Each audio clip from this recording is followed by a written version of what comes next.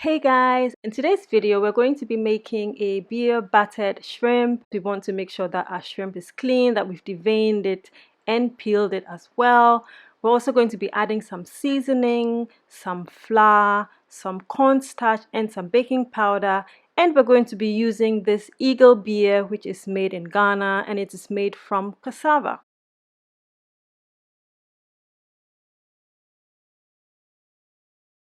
So the first thing we want to do is mix the flour with the cornstarch and the baking powder, mix that together very well. And then you're going to add the seasoning. The seasoning is really just consisting of some garlic powder, red chili powder, some onion powder, some salt, some black pepper, and some white pepper.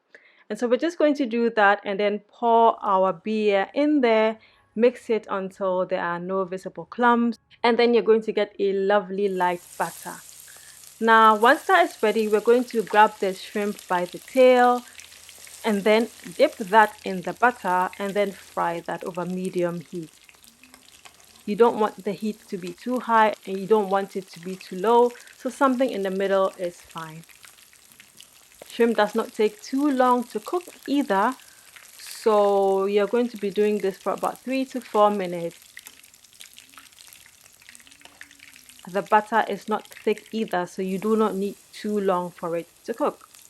So once you put them in the hot oil, you're just going to make sure that both sides are evenly browned. And then once they've got a beautiful golden brown color on them, you're going to take them out, put them on a paper towel to drip off that excess oil. And then if at this point if you have a cooling rack, you can put them on the cooling rack as well. So you can see right there, the shrimp is all done. They're absolutely tasty, absolutely delicious. And you can find the full recipe up on gingerandseasalt.com. I hope that you enjoyed this video and I will see you on the next one.